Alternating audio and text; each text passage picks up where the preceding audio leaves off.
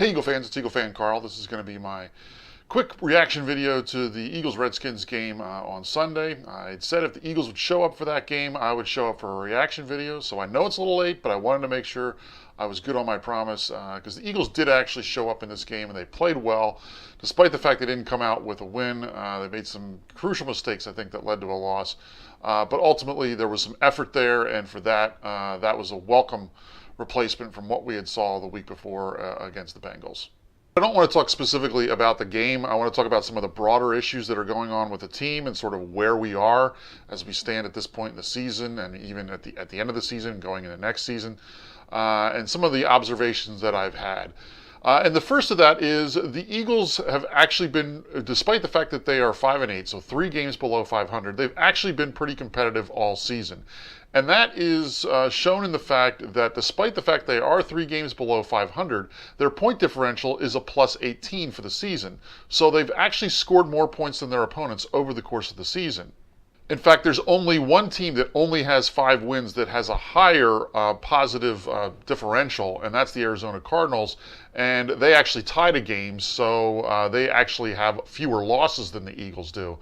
So in terms of 8 lost teams, the Eagles have the best point differential. Now, what that tells me is, first of all, that the Eagles have been much more competitive than maybe their record suggests, but it also suggests they're losing close games, and they're not figuring out a way to close those games. Lots of times you'll hear teams talk about, hey, you know, if a bounce here or there goes a different way, maybe we're instead of 5-8, maybe we're 8-5. And that's true of this team. But the thing that always concerns me about that is that's what losing teams usually say. They usually make comments like that. And when I look at it this way, a team that's losing close games, good teams figure out a way to win those games. Bad teams figure out a way to lose those games. And that, unfortunately, is what has happened with the Eagles over the course of the season. If you look at some of the close losses they've had, there were games where they could have won, but it was a crucial mistake by the Eagles that lost the game. I think of the fumble against the Lions. I think of some of the questionable play calls that we had against Dallas. I think of some of the bad plays we made against the Giants with turnovers. And in this particular game, just some of the bad coaching decisions, I think, made by Doug Peterson, especially as it relates to what ultimately ended up being the game-deciding play at the end of the game, not giving a guy who amounts to your 4th right tackle any sort of assistance in blocking one of the best pass rushers in the league. So if you look at all of those things, that's just what bad teams do. They figure out a way to lose those games. Ultimately, I think if we can finally figure out a way to sort of change that and we become one of the better teams in the league, I think we'll find that we'll start winning those kind of games. But right now, it really concerns me. And going forward, I'm starting to have some concerns about Doug Peterson. Those of you who watched my videos that I was making when the Eagles were going through their coach search, you know that I was a Doug Peterson. I was a fan of the Doug Peterson hire, and I thought it was a good hire. But some of the things he's done lately has really concerned me. And the main issue that I have with him is his in-game awareness. If you're looking at some of the problems that we've had over the course of this season and some of the questionable decisions he's made, it's been because of his in-game awareness. Specifically, if that last play, when you look at what was going on in terms of what happened, Matt Tobin was hurt on the play before, and the team seemed to be completely unaware of that. And I know that Peterson had said, well, he had been blocking good that whole drive. But if you see a guy gets hurt and you know that he's not exactly one of your best players at that position anyway, if he was, he'd be starting. The fact that he's, a 4th stringer tells you a lot.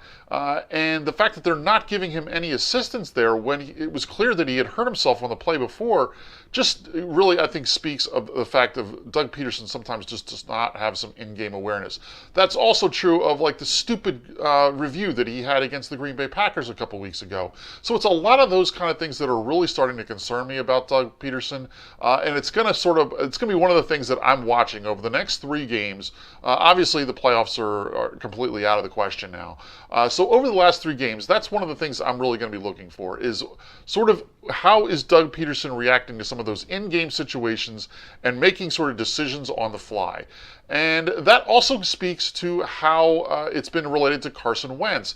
And I love Carson Wentz. I think he's going to be a great quarterback for a number of years, but I'm starting to get concerned over the way Doug Peterson is handling him and what it could mean for his future development.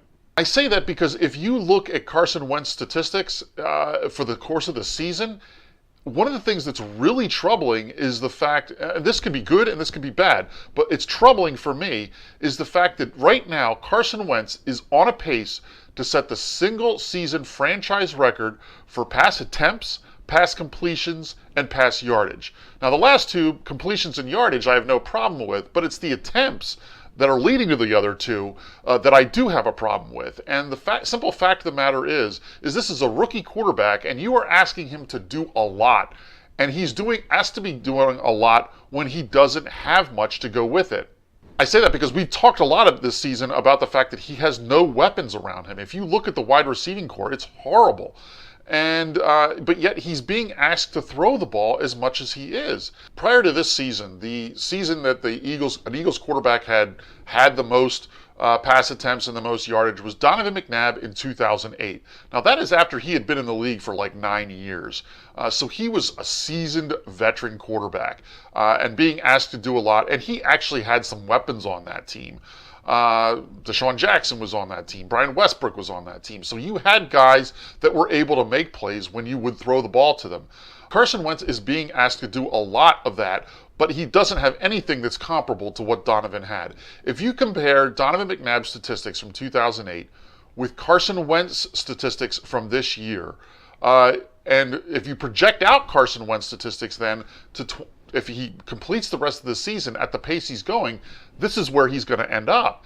And that's obviously, he's going to set records on all 3 of those. Now, I should make, there is one note in terms of pass completions. The 2008 season by Donovan isn't the record. It's 1 more than what Donovan had in last year, actually. Sam Bradford had 1 extra completion than what Donovan had in 2008. But still, basically, Donovan McNabb's 2008 season is the standard by which to rate the highest attempts, completions, and yardage for an Eagles quarterback. So if you're really comparing that season with what Carson Wentz is doing this year, he's going to pass him easily.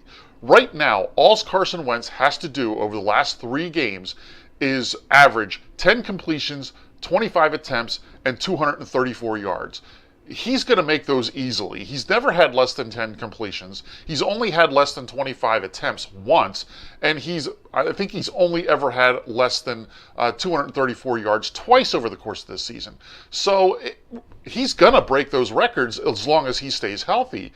And that's, like I said, that is really troubling if you look at the fact that he may start developing some bad habits in terms of trying to throw balls that he shouldn't, getting happy feet in the pocket because he's not getting the protection.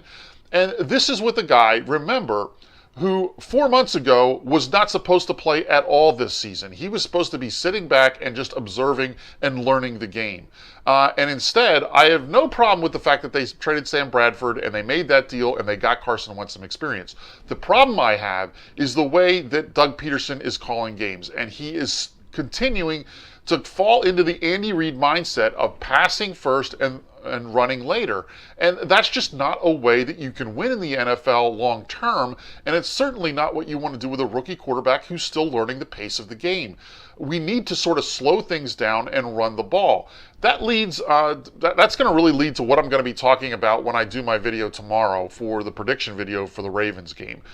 So I'm going to be talking a lot about trying to run the ball, because it's really concerning if they're going to continue to operate this way with this quarterback, because I'm concerned that, like I said, he's going to develop bad habits in terms of his footwork because he's not getting the protection from a patchwork offensive line at this point. He doesn't have the receivers, so he's probably going to start forcing balls that he doesn't need to force.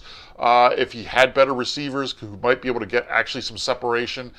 So all of those things, hopefully, I really am hoping, do not develop into bad habits that he's going to take with him for the years to come. So that is really sort of my concern with this whole thing in terms of where we've gone this season. So that's one of the things I'm really going to be looking at over the next 3 weeks, is sort of Doug Peterson's in-game awareness and what Carson Wentz is doing in terms of his pass attempts, in terms of how many times they're trying to pass the ball over the course of the next 3 weeks. At this point, like I said, if he stays healthy, he's going to break all 3 of those records, which I don't have a problem with in theory, but I do have a problem with in practice when it comes to how he's developing as a quarterback. So we'll continue to monitor that. Let me know what you think. What do you think of the season as a whole? Is this just a team that's gotten a couple bad breaks, and that's why they're 5-8 instead of 7-6 or 8-5? Or are they just a bad team that figures out a way to lose games at the end? Like that's what I think. So leave your comments below. Let me know what you think. Like I said, I'm going to check in tomorrow with my preview prediction video for the Ravens game. Until then, fly Eagles fly.